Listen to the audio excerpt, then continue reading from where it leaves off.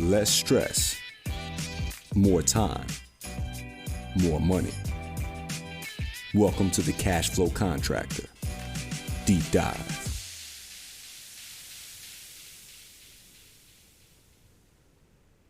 We're rolling. Where did that come from? We're rolling because there was film. Yeah, I know. People go, let's get that on film, and we're rolling from the old tapes and stuff. Those are antique words, man. They don't apply anymore. Well, you didn't know that We're flipping bits. Inside of those computers, Is it a little real there's tape? this microscopic, Little guy. atomic size reel that's just real. Wow. Spinning. That's how the technology works, Martin. Okay. Well, it long ago left me. At one time, I wanted to know how a half adder worked, the circuitry, and What's a half adder? that's the absolute fundamental building block of computer logic. It's Well, how it's you know more binary. than me. How you take a 1 and a 1 and you get 1 0, right? Yeah. Anyway, it's how you do that with electric circuits. Interesting. Yeah, it's really pretty simple at the basic level. But it's complex at the But same when time. you put 4 billion transistors on a chip, it's starting to get complex. A hat adder? Half Half adder. I wonder There's what- a half adder and a full adder. Oh, a So- half adder. Now, I know that people are interested in this, so we're going to talk about it for a second. Okay. There's and, or, not or. Those are the basics of logic.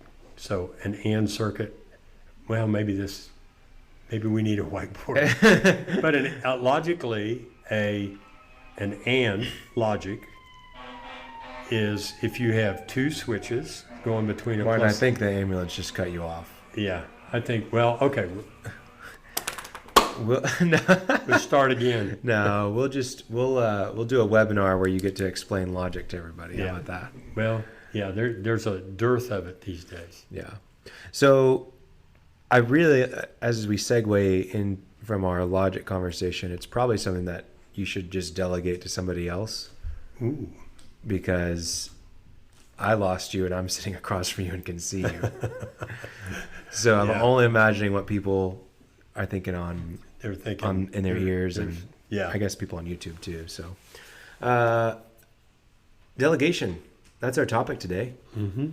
What do you want to title this one, Martin? Would I want to title it? Yeah. Delegate or Die? Okay, why is that? Yeah. Well, delegation is a really difficult subject. One of the stats out there is most recent SBA statistics, 30.2 million businesses in the United States. 85% of them never even hire a single employee, Yeah. which means that while they might technically be a business, what they really are is a high-risk job. Yeah. They're working for themselves, but they don't have anybody standing between them and not getting a paycheck. Right. So it really is delegate or die because at some point, especially in the trades, construction, and those kind of works where your back starts giving out, you're starting to realize, man, if I don't get somebody to help me here, I'm going to have to do, not necessarily going to literally die, but your business, as you call it, is going to go away. Yeah. So there you go. Delegate or die. Delegate or die. Yeah. Yeah. I think that there's so many people out there that aren't delegating, including myself, Mm-hmm. that are missing out on free time, that are missing out on really big growth inside of their company, that are shortchanging their people and their potential. And I mean, it comes back to lean a little bit with 2-second lean. There's 9 different types of waste. 8. I think, there are 8. but I think Paul Akers gives a 9th Okay. Yeah. that he thinks about. Yeah. But there's 8 types of waste, and one of them is human potential talent. Wasting human potential. Yeah. And he says that's the biggest one, Yep. and it is. I'm going to jump back a little bit. I know your business pretty well because we've worked together for a long time. You do delegate. Yeah. What you're no, saying I, is you could delegate more. right. Well, I think, and I'm going to talk about this later, but I don't think I take the phrase delegate till it hurts Far enough. far enough. Like, I think I do delegate until there's enough wiggle room to take on something new, and then I Right. just keep going. Right. But But at least you delegate and have Sure. the freedom to keep going. so what's the definition of delegate? Well, b- before I even go to that, because you caught me by surprise, I don't know what the hell it means. I don't have a clever answer to it. It's getting somebody else to do your stuff, man. Where you don't have to do it yourself. I mean, you should have told me that before we got on camera. I could have thought of something really cool. No, it's good. No, but it is handing off the thing. Oh man, there's a guy named Ricardo. He's an economist from Yeah. 1700s, and I don't remember what they call his theory, but people do things in relative. I might be better at everything than you are, or you might be better Sure. making spears and wine. Okay. Okay. Spear, random combination there. You might be better at making spears and wine than I am, but I can make spears and wine. He did this thing. It had to do with macroeconomics, but he did this thing as if you're better at spears than you are at wine, even though you're better at wine than I am, let me make the wine and you make all the spears. And then through a non-intuitive but very provable phenomenon, we both benefit from that. And so one of the things about delegating is, even though I might be able to do everything better than anybody who works for me, that's not true, but let's Sure. say that I would be better off to delegate and concentrate on the things that I am either the only one who can truly do it or that I'm very, very, very effective at. So that comes up with something I was going to talk about a little bit later, but the 70% rule. If somebody can do your duties 70% as well, you are better off to delegate that role to them and concentrate on what you do best, and then actually the way we talk about it, also go find some expansion opportunities, things like that, so you can grow your business. Well, here's what ends up happening, right? You have been doing this. You started your business. You've been doing all the different tasks and wearing all the hats, and you hire somebody to come in and do something, and they do aspects of their job correctly, but then they do aspects of their job at that 70% of what you could do. And what ends up happening is you get pissed off as the owner that they can't do that, so you start taking it off their plate, and then the employee never gets trained on how to do it the right way, and they think that they're not good enough at it, and then they feel like they are not good enough for their job, and they don't progress in their role at all. But then also you're still stressed out because you hired someone to do a job that they're not actually doing because you're not allowing them to do it. And at the end of the day, the 70% is actually better because you're not going to get it done as the owner because you're overwhelmed and you don't have the time anyways. Yeah. So perfectionism really comes in to play there, where you're wanting it done perfect when the saying done is better than perfect. And I think the approach that people sometimes will take in those situations of taking it on themselves and not going through the time to coach and train their employees is the start of a flywheel almost of just not having the right culture and team values around growing the business. It's really just creating that job. They're on that flywheel to creating the job, not the company for themselves, Right. that high risk one. Yeah, I think there's another thing that can happen, which is the opposite of what you just said, that you delegate to somebody and you have to watch out for them delegating it back. And by that I mean Yeah. say, hey, you need to go measure this and then go over and take it over somewhere, and they say, I will, right, just as soon as you get me the address.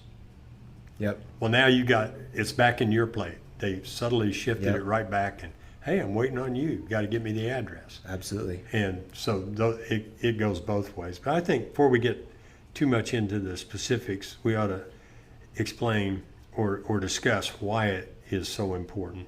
And we already said that it's the difference between owning a job and owning a business, delegate or die. Mm-hmm. The other way, the common way that we talk about and the world talks about is it's the only way you have to work on your business as opposed to in your business. Mm-hmm. If you can't free up and delegate less worthwhile projects, you're not going to have time to do the things that you need to advance yourself and your business. Yeah. And a last thing kind of to discuss too, a guy named Derek Sievers created a company called CD Baby, Yeah. which most people may not have heard of, at least not recently, but back in the early 90s. And Derek Sievers, he wrote a book called Anything You Want. It's a real short read. I recommend it. You can read it at one sitting. But this guy was a really, really, really bright guy, interested in all kinds of things. But he was a musician as well. And he was a musician, not but. But he had heard about the internet, this internet thing in the early 90s, 94, 95, something like that. So he gets in, he learns how to write HTML and creates a website. One of the things that he did as a musician, not a magician, was sell his CDs on his website. Right. And, that at that time, bands would go out and play a gig somewhere and then say, hey, come up, buy a CD, Well, he started selling them on his website, and other musicians said, hey, will you sell ours too? And he said, oh, write your own. It's easy. Well, we don't think it's easy, so he started selling other people's CDs. And he grew this business from zero to, I think it was $22 million in sales, selling CDs. Matter of fact, he's the first acquisition of iTunes. Steve Jobs bought him, and I believe it's the very first foundation of iTunes. Well, the thing here was Derek Sievers didn't really give a damn about running a website, running a warehouse, shipping CDs. Matter of fact, he vigorously did not like that. He wanted to do other things. So in his book, he tells a story about how he was just getting overwhelmed with running a business. And so one day, a guy walked into his office and asked him how to do something in a warehouse. And he said, come with me.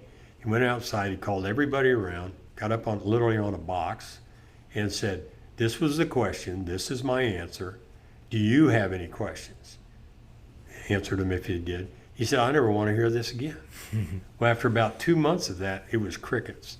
And he, quote unquote, delegated everything to the people who ran his company. Well, what he had done, in fact, and the point of the whole story is he abdicated his responsibilities. And it turned out, and it's in his book, that the employees began to run the company and voted themselves all the profits, and he had to sue them to get them back, to get his company back. But anyway, in the effort to delegate, just to get it off his plate, he wound up abdicating versus delegating. So that's something you got to watch out for. It is not okay just to say, Bob, go do that. Yeah. And trust it to him without any instruction, without being clear, without measuring them, mentoring them. Yeah. So we've always got to be careful. Delegation is the key to growth and survival, but you've got to make sure it's delegation and not abdication. I think abdication is deceiving because it does seem like you're delegating. But what do you feel like the big differences are between, maybe at the outset they kind of look similar, but throughout they're both getting them off your plate. Right. That's about as similar as it is. Right. So what are the specific details of how it should look differently? If you're delegating to somebody, I think we'll run back and talk to maybe how to actually get the process. But when you are delegating to somebody, what you owe them is clarity. Yes. This is what I expect. This is what you're doing. This is what I expect from you and why I'm giving it to you. Another important thing is you are talking to someone. You're not talking to a group. Because if you're talking to 5 people, if you're assigning some task to 5 people, you're assigning it to no one. Yep. Somebody has to be responsible. So clarity. You owe it to them. This is what I want you to do. These are the results that I expect. So I'm working with a client right now, and one of the things that we want is 100% correct shipments out the door. Okay? We don't get anything back. We don't forget anything. This is a big problem in their company. So that's clarity. What are we doing? 100%, we're calling it the 100% initiative. 100% goes out the door with no failings. Now, will we achieve it? I don't know. But we're going to get way better than we are. So that's what we expect. How are we going to measure you? We're going to measure parts come back, and we're going to put them on this.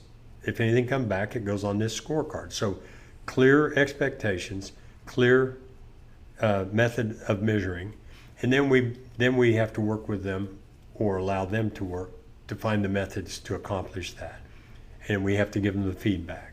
So delegation, and there are some subtleties to it.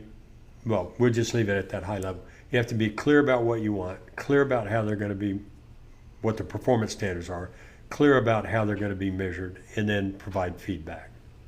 So that's delegation. Abdication is, Bob, I got a problem over at the Johnson place. Go handle it. Yeah. And Bob can be a wonderful person, but one of the disadvantages of abdication versus delegate, there are a number of them, but one of the main disadvantages is Bob's going to go over there and handle it Bob's way. And Ted's going to go to the other job and handle it Ted's way. Yep. And Frank's going to go to another job, and I'm going to use a lady's name, Lisa, is going to go to this job, and they're all going to do things differently, all left to their own devices. And it's not going to be long before you don't have a clue what was going on or what was said. And it's the opposite of everything we talk about where you have systems and processes. So delegation is, the other thing is, delegation is work. Oh. It's very much, and that's one of the main reasons, and I think we'll talk about some others, but that's one of the main reasons people don't delegate. There are others, but one of them is, oh my God, I'm busy today. Let me just do it. I'm just going to do it and get it off. Yep. It's a capital investment in your life, less stress, more time, more money. It's a capital investment towards those goals. Yep. When you take the time to delegate and hand off a job duty and take it off your plate, but you're going to work more before you work less, because they're going to mess it up and there's going to be a learning curve. You're going to have to train them, you're going to have to measure them, you're going to have to meet with them, give them feedback. So those are two right off, the clarity and all that. And the other one is, one's work, and abdication is the opposite of that. Yeah. It's like, I'm trying to get out of the work, so here, go do it. I think for me, just a really simple definition of abdication and delegation is you're either invested in it or you're not. Yeah. As the owner. I mean, everything you said is right, but just the way that I see it is there's delegation, I'm actively invested in the outcome, in the process, in the person that I'm working with. In abdication, I'm being selfish and I'm maybe expecting way too much from the person. And I'm really not even treating it as as something I care about. And that's how I see it. And one reason, you may care about it, but you're just too busy today. Absolutely. And it doesn't mean you don't care, but you don't care enough to go that work harder before you can work easier. I'm guilty of it just as any business owner. There's things that I do really well about delegating, and anybody on my team could probably tell you that there's some things that I've abdicated completely. And I think you're going to fall into that trap. But I think what you have to do as a leader to delegate well is to set up systems for yourself to succeed. Mm-hmm. So, creating processes in your business is a great step. I think setting up recurring meetings with your team and individual team members with yourself is another great way of making sure that you're delegating well.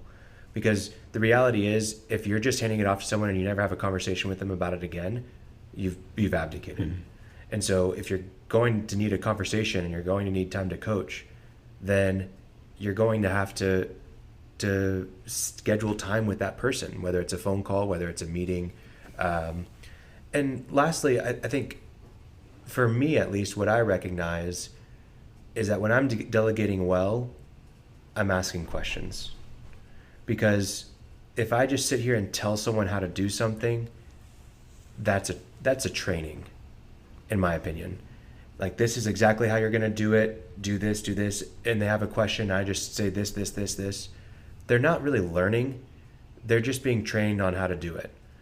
I think when someone actually has been delegated something and that they're going to learn how to do it from there on out without my help and be able to think for themselves and implement a process for us, and I'm really going to tap into their talent, I have to ask questions and act like a coach.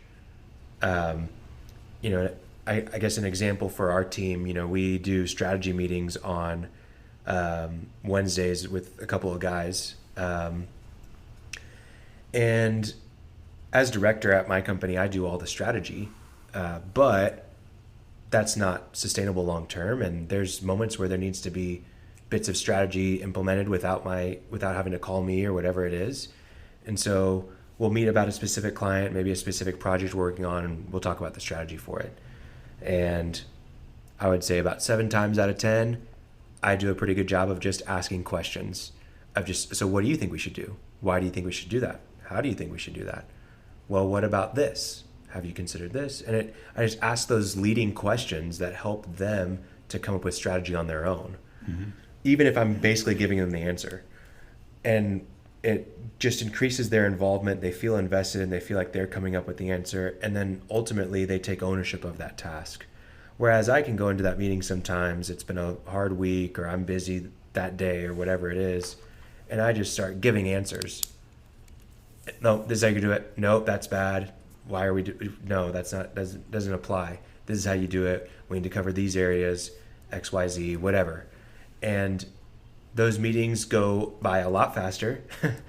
And they also end up me having to repeat the same thing over and over because I didn't invest the time and really the energy and attention to detail to ask the questions. So that's a big thing for me with delegation. Yeah, I think when it comes to delegation, there are a number of reasons people don't do it. We've talked about time. Yeah. I think there's another reason that's pretty obvious, and that's trust. Yes. Okay. They think that perhaps the person they have in mind, or maybe the whole staff, they don't have anybody who's competent to take on the position. There's the old, we touched on it, but there's the old adage, if you want something done right, you have to do it yourself. And of course, that's where that 70% comes in.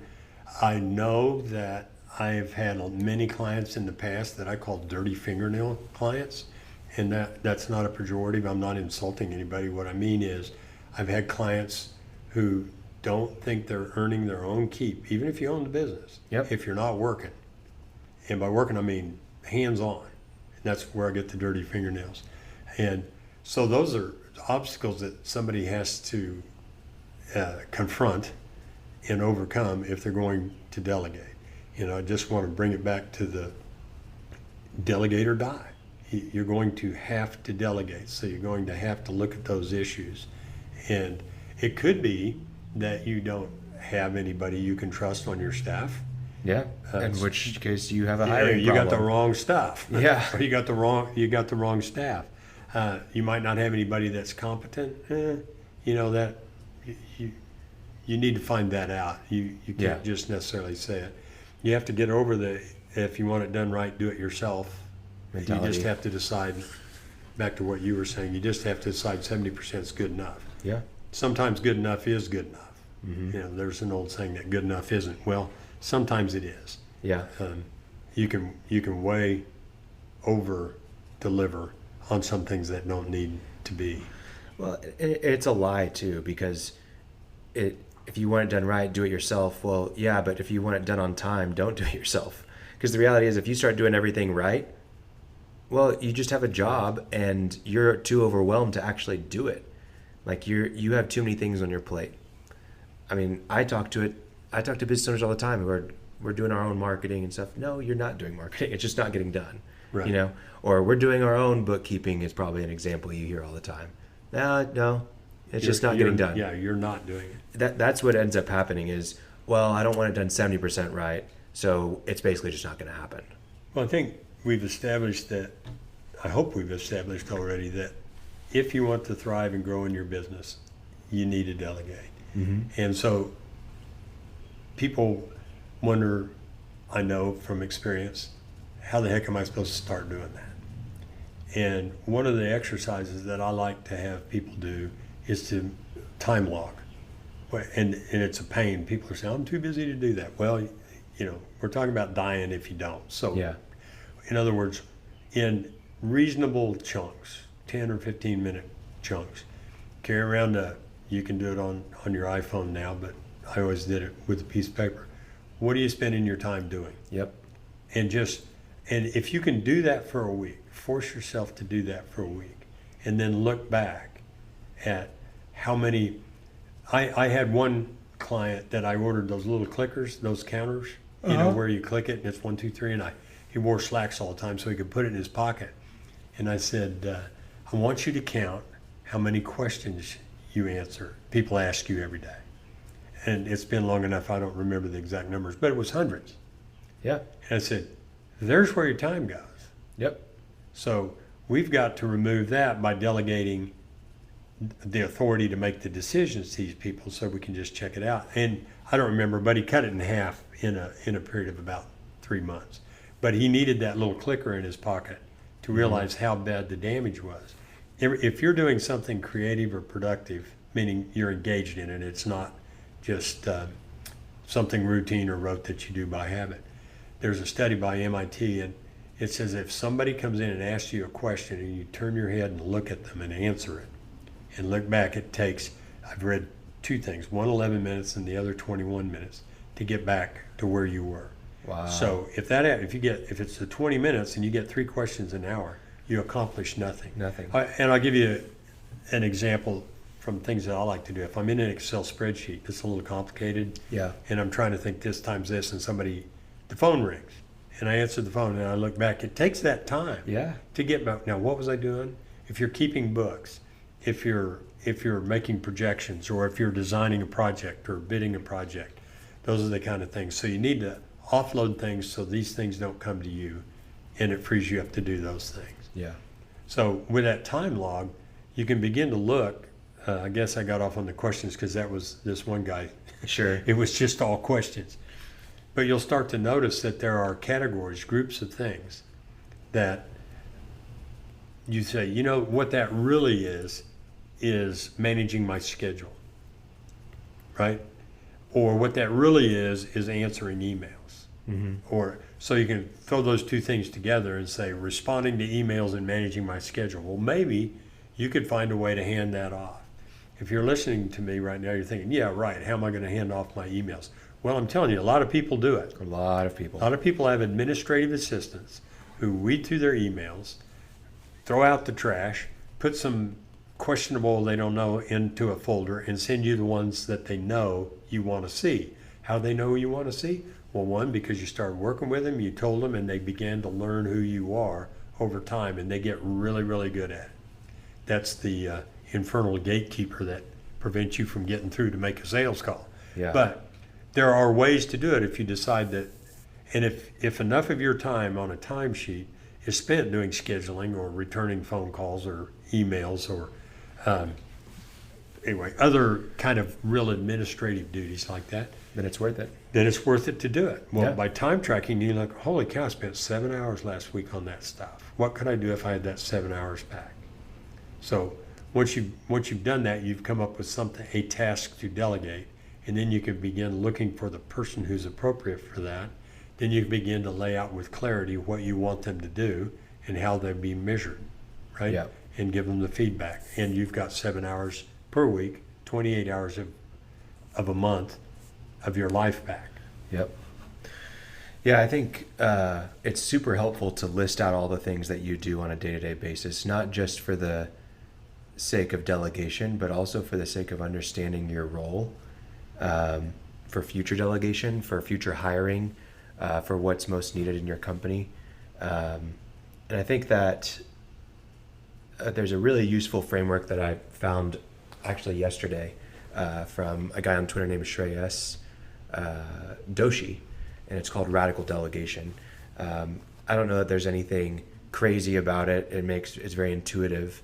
It's not groundbreaking or anything like that, but it's a matrix with 4 quadrants. And on the y-axis, if you can visualize, there is That would be the left-right one,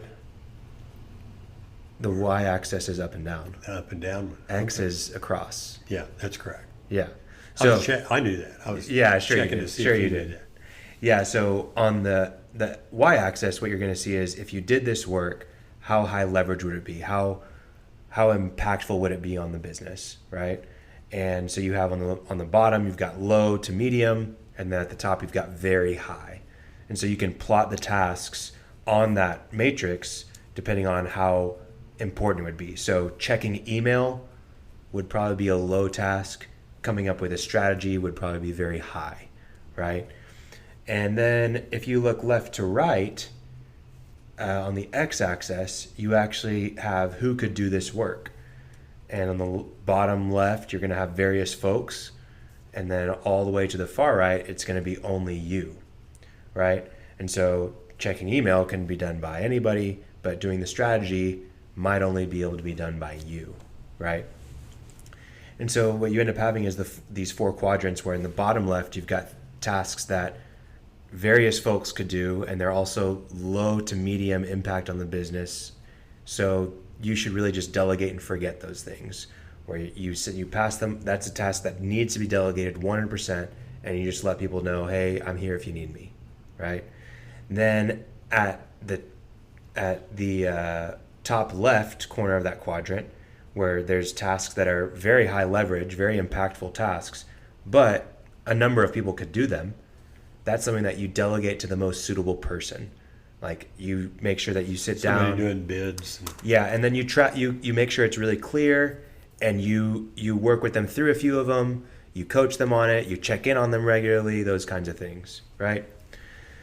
Then the tasks that are only able to be done by you, but they're not very high leverage, what you need to do is build a system for it to make it something that is able to be done by anybody, and you can then delegate and forget.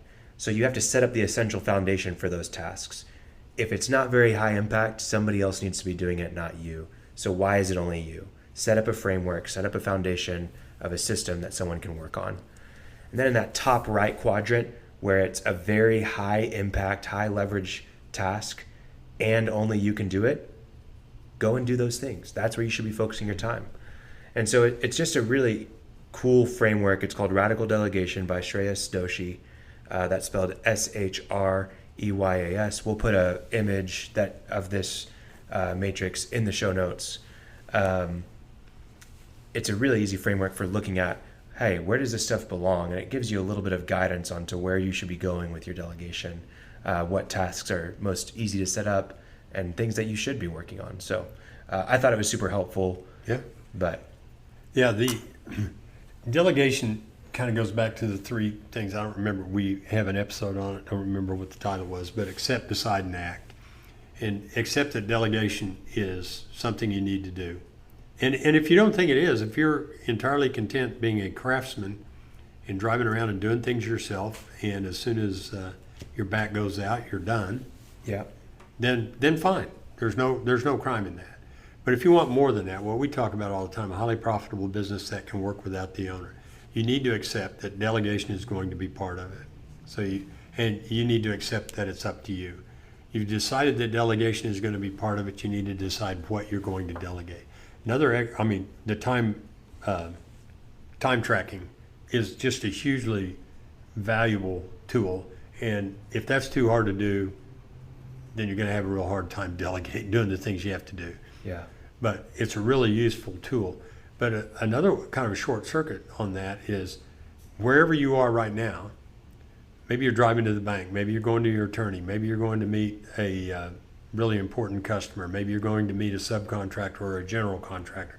Whatever you're doing, thinking, hey, who would do this if I weren't here? Yeah. And some of those things you might be thinking, nobody, like taking a suitcase full of cash to the bank. Maybe you don't want to let anybody else do that. But on everything else, you say, man, who would do that? And then you start looking for that person. So accept, decide, and act. And the acting is looking for a person, a suitable person who can do that. And then begin to be clear about what the goals are, which require thought and discussion and writing. So you're writing things down. The things that we talked about. What do you expect from them? How are they going to be measured? What are the duties that they need to do so that they understand them, and how are you going to give them feedback? And begin to hand things off. So it again goes back to accept, decide, and act. Absolutely. And I think, again, we talked about this in an episode that we recorded this morning that is probably already released at this point. But being able to accept and decide and act, it really comes down to your vision as well. Yeah. If you know what you want, yeah, then it's easier to accept and make that decision.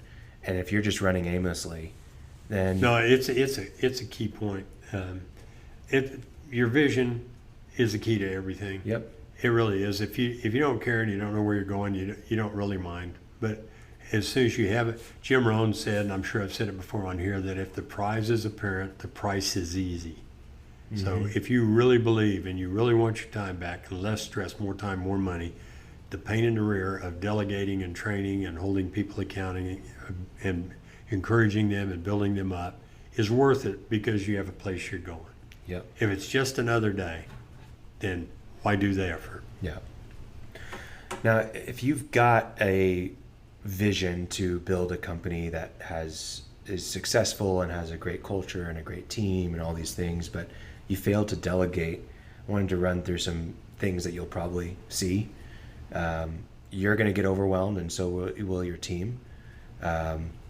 Their work won't be as meaningful or challenging, and you're going to be taking everything on. You're also going to be unavailable to your team because you're going to be so busy, and so you're not going to be able to invest time in them. You're not going to be a good people leader. Your team isn't going to be stretched to improve and to challenge themselves, and that's going to seep into your culture where people just kind of hang out and they do the bare minimum because that's all they know how to do, and they're getting a paycheck to do the bare minimum, so why would they try any harder? You're also going to not get the important work done. You know, we talk about some really important things on this podcast. A lot of our episodes, like, you know, building a vision for your company, building a great culture, creating an org chart, creating systems in your business.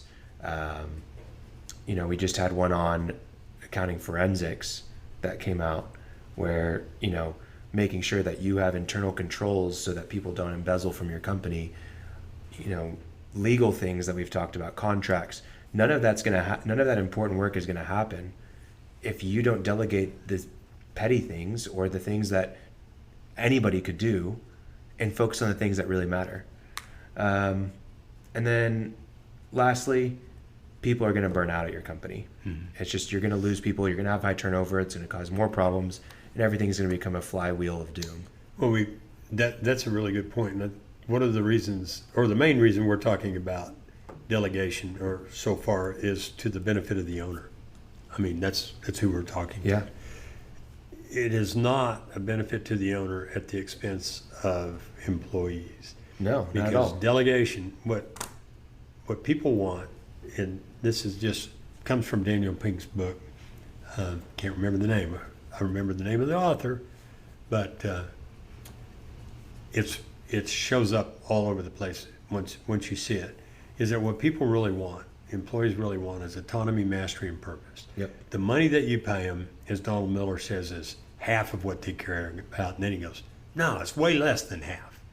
There's a certain amount of money required, enough money that people aren't under stress. After that, money is not a motivator. What they want is autonomy, mastery, and purpose. Yep. Autonomy meaning that they are not machines. They get to make decisions. They have responsibility. They get to navigate. And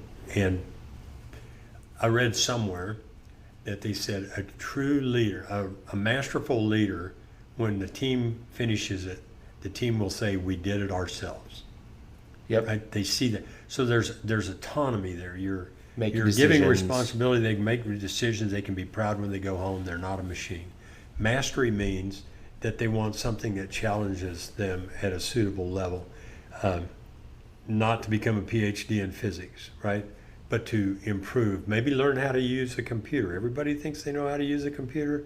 There are people out there that don't really know how to use, they can check their email maybe or use an iPhone, but they really don't understand. And when they learn that, it's fulfilling.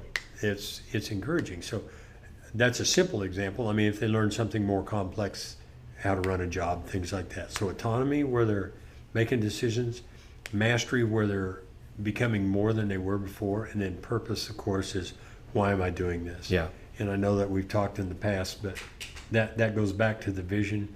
A purpose for people working in a good company is always to not let down their teammates. Yeah. There are certainly more, but those are the things they want. And delegating meaningful tasks to people helps them fulfill that. They get to make decisions. They get to learn something that challenges them at an appropriate level, and they have purpose because they can see that it was a meaningful task.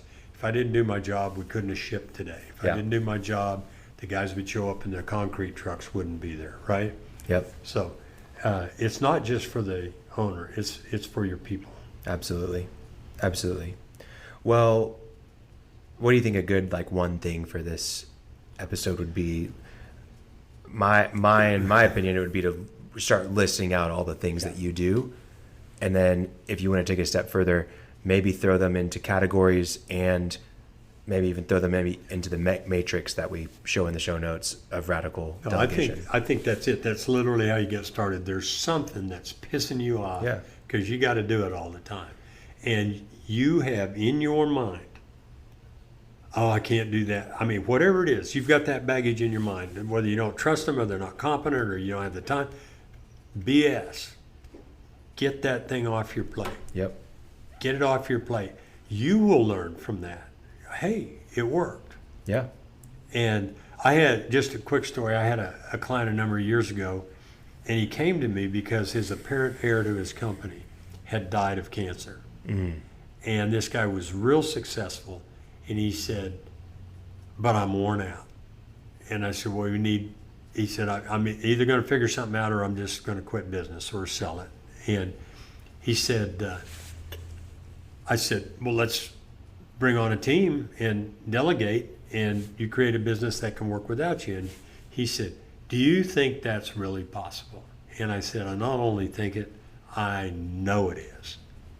And not just for him. I mean, it's a fact. There are a lot of people out there who have done it. You might not have done it, but it's a fact. Yeah, it works. It happens all the time. And this guy, we went back and we determined 2 positions that he really needed that would unload him. One was an operations guy and one was a CEO for the company. He found both of them within a year in people who were already working for him. Yep, absolutely. And so they're out.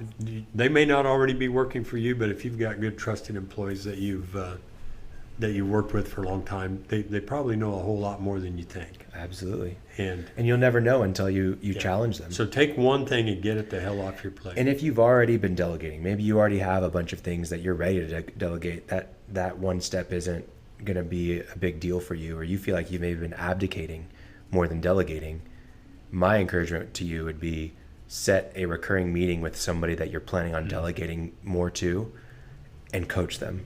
It doesn't have to be an hour meeting. It can be a 20-minute meeting where you just ask them questions, see if they have any questions for you, and then you allow them to answer the questions themselves, where you're just coaching them through it and you're being a good leader, a good manager to help them through those things so that it's actual delegation, not just abdication. So, awesome. Well, I think that this is a important topic. We've mentioned it already in several episodes, I believe, and we'll only mention it even further down the road. But yeah. Well, it's critical, and if you can't learn to delegate, then what you have is a job. And nothing wrong with the job, but that's probably not why you got in business. Yep. Absolutely. Well, thank you for listening to the Cashflow Contractor. Please, please, please share this with your friends, your family, your coworkers, your network. Post about it on social media. Follow us, like us.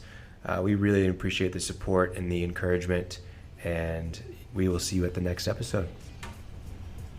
See you later.